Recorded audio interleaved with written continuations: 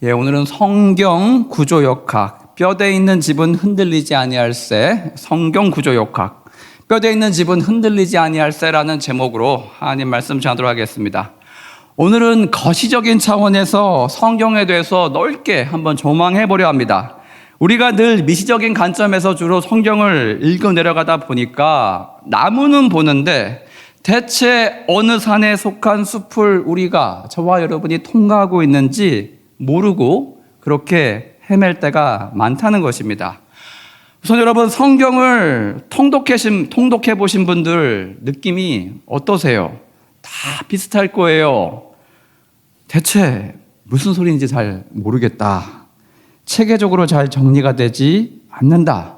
머릿속에 오랫동안 잘 남아있지 않는다. 그리하여서 매일매일 들어도 매일매일 새롭다. 이런 여러분의 고민을 오늘 좀 풀어드리고자 이 설교를 준비해봤습니다.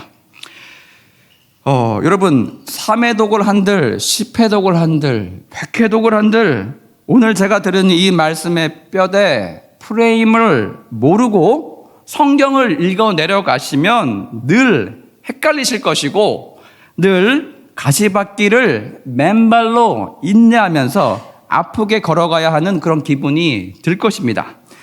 여러분, 생각해 보십시오. 하나님께서 저와 여러분을 골탕 먹이시기 위해서 이렇게 성경을 아무나 범접할 수 없는 어려운 책으로 기술해 놓을 리가 있겠습니까? 하나님의 마음은 그게 결코 아니라는 것입니다. 그 누구라도 성경을 읽고, 성경의 자증성이라고 합니다, 성경이 스스로에 대해서 이야기하는 그 증거에 쉽게 감동되고 감복되어서 단 한 명의 생명이라도 더 하나님의 세계에 접속되도록 하기 위해서 하나님께서는 성경을 최대한 쉽게 기술해 놓았다는 것입니다. 여러분, 그럼에도 불구하고 10번을 읽어도 우리 머릿속에 성경의 내용과 구조가 잘 남아있지 않은 이유가 있다는 거예요. 그건 바로 성경이 가지고 있는 뼈대, 본축이 되는 그 뼈대 프레임을 우리가 무시하고 그냥 읽어 내려가기 때문입니다.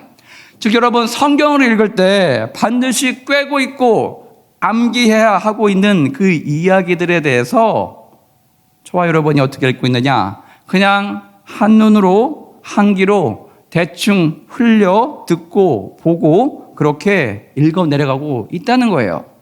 그러다 보면 여러분, 우리는 나무만 보면서 계속 가고 있는 형국과 비슷하다는 것입니다. 이를 위해서 여러분, 성경을 읽을 때는 일종의 지도가 필요해요. 내가 어느 산에 오르고 있고 이 산을 넘어가면 다음에 어떤 산이 기다리고 있는지를 여러분이 알고 읽어야 여러분의 성경 지식은 폭발적으로 성장하게 될 것입니다. 즉 여러분, GPS가 있어야 자신의 위치를 실시간 점검하면서 성경을 디지털로 읽어 내려갈 터인데, 그런 분이 있고 반대로 길을 잃고 헤맬 때만 종이 지도를 꺼내서 간간히 서면으로 찾아보는 그런 분이 있다는 것입니다. 저는 오늘 여러분에게 성경을 보는 GPS를 장착해 드리려고 합니다. 한번 잘 따라와 보시길 바라요.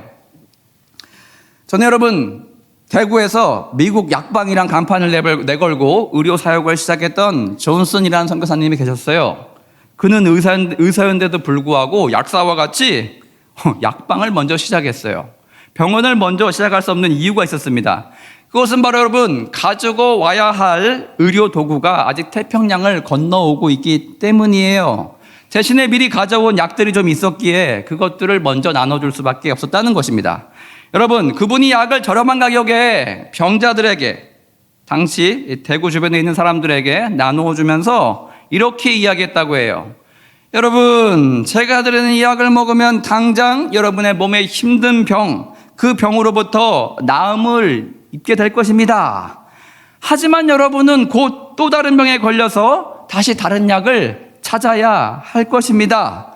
그러나 여러분, 여러분의 고통을 완벽하게 사라지게 해줄, 영원히 사라지게 해줄 그 약을 저기 저 아래 예수교 약방에서 팔고 있으니 여러분 가셔서 그 약을 반드시 타가시길 바랍니다. 이렇게 광고를 했대요. 여러분, 이와 같이 여러분, 신약과 구약을 먹으라, 그래야만 영원히 살리라 라는 이런 농담스러운 이야기, 우리 미국에서 온 선교사님들로부터 그렇게 시작이 되었다는 것입니다. 자, 그럼 여러분, 이 약을 먹되 이 약의 효과가, 신약과 구약의 효과가 오랫동안 지속되게 하는 방법을 지금부터 한번 같이 살펴보겠습니다. 먼저 여러분, 교회에서 절찰리에 판매하고 있는 구약과 신약, 이 구조는 대단히 비슷하다는 거예요. 먼저 신구약은 모두 다음 세 가지 구조로 되어 있어요. 첫 번째, 말씀, 개념 부분이 있고요. 두 번째, 삶 부분이 있고, 세 번째, 적용, 이렇게 세 가지 파트로 나뉜다는 것입니다. 좀 추상적이죠. 좀 더 자세하게, 좀 더 덧붙여서 이해하면, 첫 번째, 말씀이 뭐예요? 하나님의 개념 정리. 두 번째, 삶이 뭐예요? 실제 살아간 이야기들. 세 번째, 적용이 뭡니까? 역사 속의 개념이 어떻게 실제로 적용되었는가에 관한 심도 깊은 연구, 고찰이라고 말씀드릴 수가 있겠습니다. 그럼 먼저 구약을 살펴봅시다. 창출, 레민신, 창세기, 출애굽기, 레위기, 민수기, 신명기, 바로 5가지 모세 오경이 제일 먼저 나오게 되는데, 이것은 바로 첫 번째 해당하는 개념서라고 할 수 있겠습니다. 여러분, 누구의 개념이에요? 구약의 주인공이 되시는 우리 하나님께서 주시는 개념이라는 것입니다. 이 5권을 자세히 읽어보시면 하나님께서 세우고자 하는 나라의 기본 개념에 대해서 여러분은 잘 파악할 수 있게 된다는 것입니다. 여러분, 두 번째, 즉 실제 역사예요. 여호수아서부터 에스더까지 이 긴 부분을 우리는 역사서라고 부릅니다. 즉 두 번째 실제 역사를 다루고 있는 파트예요. 자, 그 다음에 등장하는 문학서, 욥기, 시편, 잠언, 전도서, 아가, 특별 문학 부록이니까 뛰어넘고, 그 다음에 세 번째 파트에 등장하는 선지서들이 있어요. 4개의 대선지서와 12개의 소선지서, 총 16명에 해당하는 선지자들의 이야기가 등장하고 있다는 것입니다. 3번이 뭐라고 했습니까? 개념의 역사 속의 적용이라고 그렇게 말씀드렸어요. 쉽게 풀이해서 삶 속에 하나님의 개념이 잘 적용되었는지 심도 있게 검토해보는 과정이라고 그렇게 풀이할 수가 있겠습니다. 자, 저는 구약을요 이렇게 나눠보고 싶어요. 초급 성도님들은 개념서까지는 파악이 가능합니다. 우리 중급 성도님들은 개념서 플러스 역사서까지는 파악이 가능해요. 우리 고급 성도님들은 개념서, 역사서, 그리고 적용 부분까지 이 세 가지를 싹 다 이해할 수 있다는 것입니다. 따라서 여러분, 처음 교회에 오신 분들에게 무엇을 우리는 권합니까? 창세기를 읽어보세요 라고 그렇게 권하게 된다는 것입니다. 성경 전반의 내용을 창세기를 이해하면 어느 정도 파악할 수 있다라고 그렇게 말씀드려요. 일종의 창세기는 초급의 오프너예요. 오프너 책, 이 초급을 완성하기 위해서 시작하는 그런 책이라고 할 수가 있겠습니다. 창세기부터 신명기까지 쭉 어느 정도 내용이 머릿속에 그렇게 읽게 되면 들어가게 된다는 것입니다. 즉 하나님께서 세우고자 하는 하나님의 나라의 개념과 체계와 법도, 제사법에 대해서 어느 정도 컨셉이 잡힌다는 것입니다.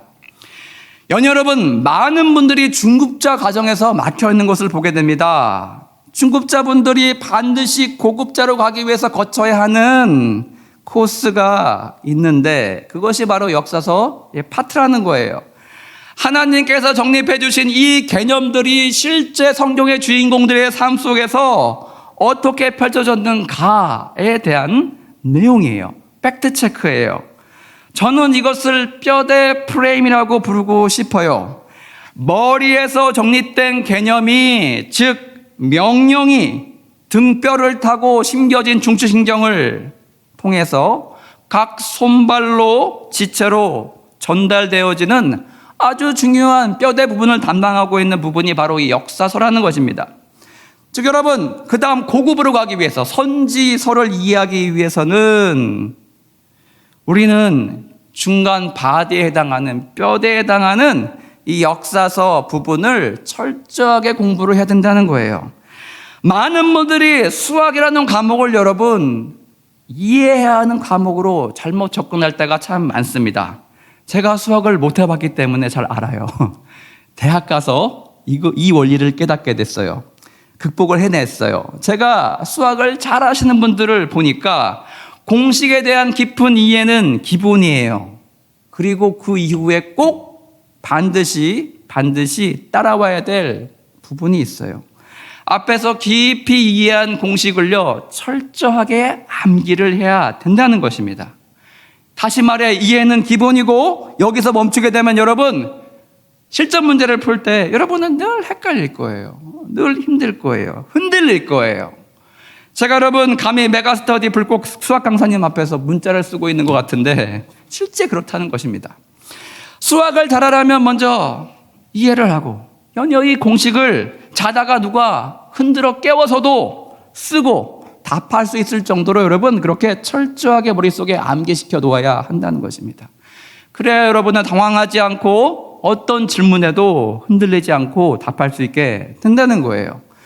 마찬가지로 많은 성경의 독자들이 구약을 유독 어려워하는 이유는 바로 여기에 있습니다. 뼈대 부분에 대한 암기가 제대로 되고 있지 않기 때문이에요. 현재 우리 GBS에서 열왕기 상하를 다루고 있습니다. 남북의 수많은 왕들이 서로 교차를 해요. 우리의 머리를 어지럽게 만들고 있습니다. 한쪽만 모아서 정리해서 설명해줘도 부족한 우리의 메모리와 두뇌인데, 하나님께서는 왜 이리 친절하신지 동시대를 모두 다뤄야 한다면서 남과 북을 오가면서 교차하면서 두 왕들에 대해서 이야기를 하고 있습니다. 자, 여기서 여러분, 모든 사람들이 중급에서 고급으로 가는 기로에 놓이게 된다는 것입니다. 여러분이 이스라엘 남북조 시대에 해당하는 이 왕들에 대해서 그 각 왕들의 시기에 개별적으로 활동했던 선지자들의 이야기들을 이해하면서 읽어내려가기 위해서 이 왕들에 대한 뼈대가 여러분 머릿속에 단단하게 장착되어 있어야 한다는 거예요.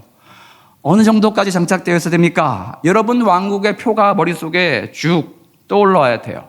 플러스 그 왕들의 업적 평가에 대해서 간단히 여러분이 코멘트할 수 있을 정도로 그렇게 여러분 역사서를 심도 있게 체계적으로 머릿속에 구겨서 접어서 넣어야 한다는 것입니다. 그래야 오늘같이 읽은 본문 이사야 1장 1절 보면 유다왕 우시야, 요담과 아하스와 히스기야 시대에 아모스의 아들 이사야가 유다와 예루살렘에 관하여 본 계시라.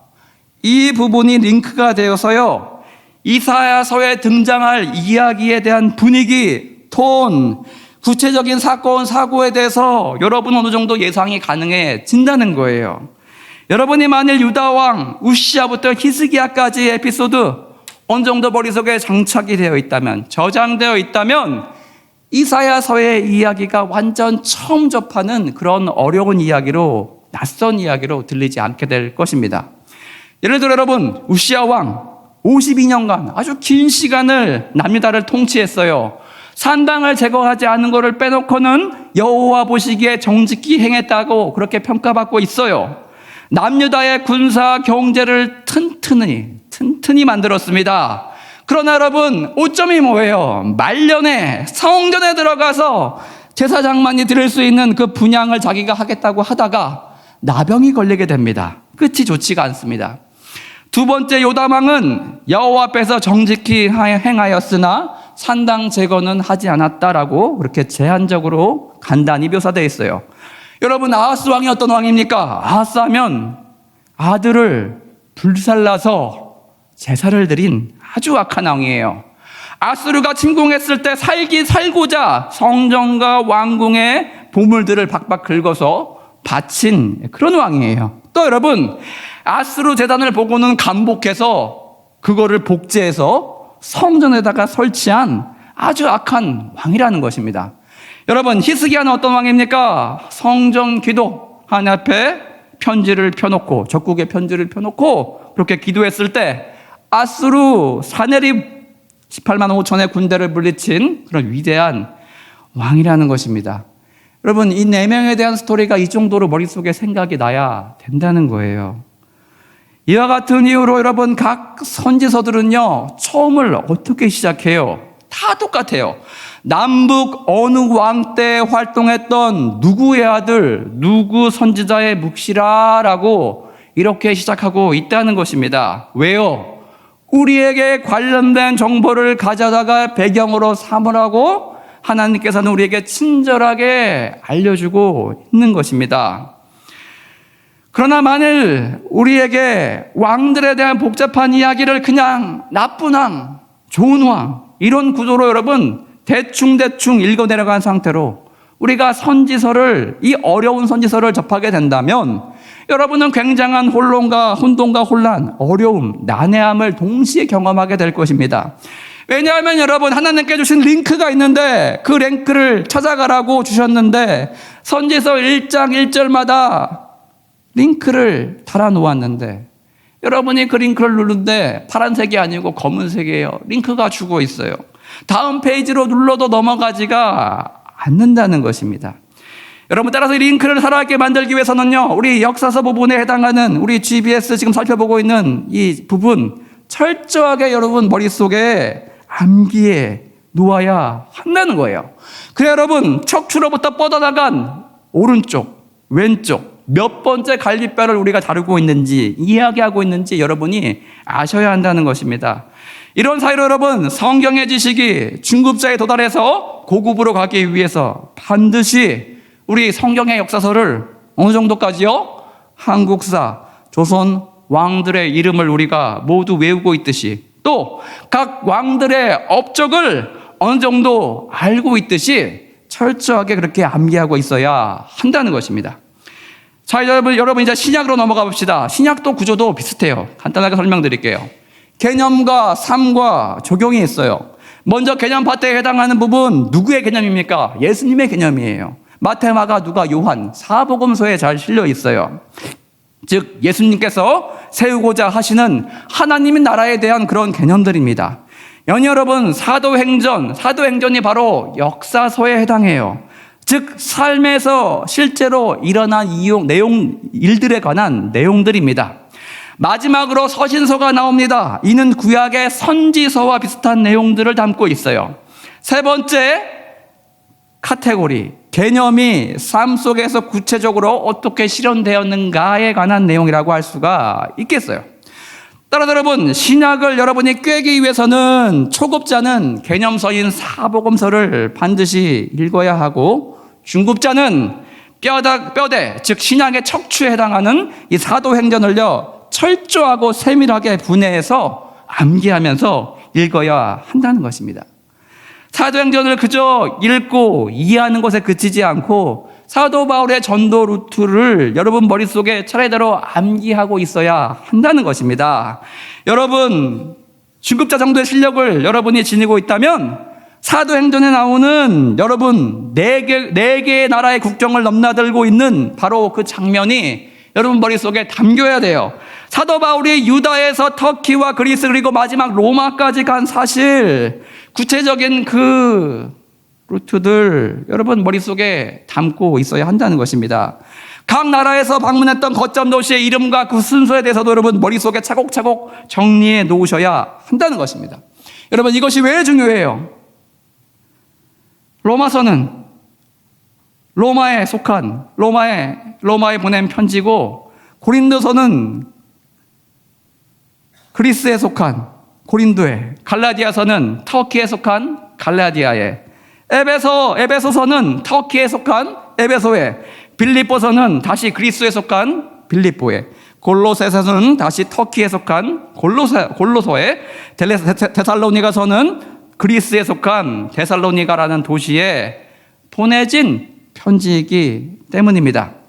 따라서 여러분, 사도행전을 읽어내려가실 때 여러분 머릿속에 이를 분리하고 정리해 놓아야 돼요. 나라별로, 도시별로, 그 위치별로 여러분들이 꼭 암기를 하고 있어야 됩니다. 연이어 각 도시에서 발생한 여러 가지 사건들에 대해서 아까 왕들의 업적과 같이 여러분이 무슨 일이 있었는지를 말씀하실 수 있어야 한다는 것입니다. 그래야 여러분 성경의 고급자가 되어서 이 서신서들의 내용이 여러분 머릿속에 선명하게 그렇게 담기게 될 것입니다. 연예 마지막으로 추가해서 여러분 볼 것이 있어요. 성경 지리에 관한 내용이 참 많이 나와요. 우리에게 친절하게 하나님께서는요, 매번 국가며 도시며 마을의 이름까지도 친절하게 설명해주고 계세요. 그런데 많은 성도님들 지리적인 개념이 나올 때마다 무슨 모드입니까? 몰라 모드로 그냥 어느 나라의 어느 도시겠지. 그냥 중동의 어느 나라일 거야. 예. 이렇게 읽어 내려간다는 거예요. 이런 모습을 볼 때마다 저는 참 안타까워요. 이건 여러분, 개와 고양이 관계가 비슷해요. 하나님께서는 친절한 개냥이 모드로, 강아지 모드로 우리에게 여기 이 나라 이 부분에 대해서 내가 지금 알려주고 있어. 이렇게 여러분 친절하게 알고 계신데 우리는 어떻게 반응합니까? 하나님 또 지리예요. 지리. 귀차니즘, 성가심, 그리고 까칠함, 이런 모드로 우리가 반응할 때가 참 많다는 것입니다.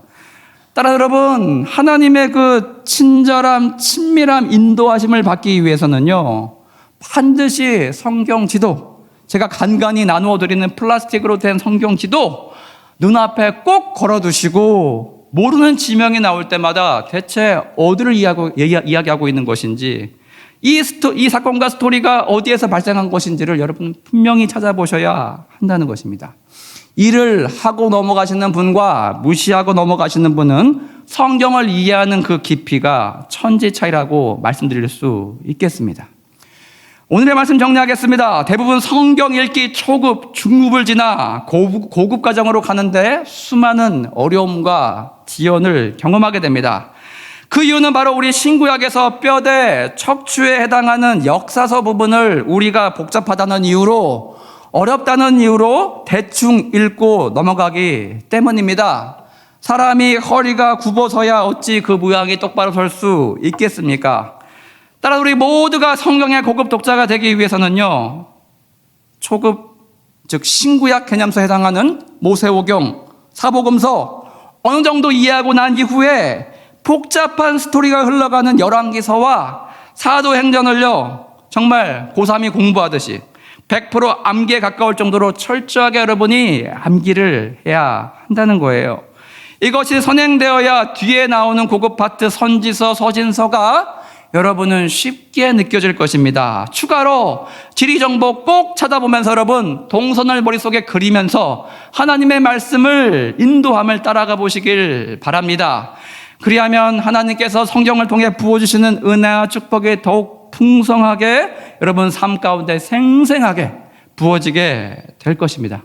이런 말씀의 깊은 은혜에 잠기는 저와 여러분 되길 주님의 이름으로 축원드립니다. 우리 다 같이 나의 사랑하는 책 찬송하겠습니다.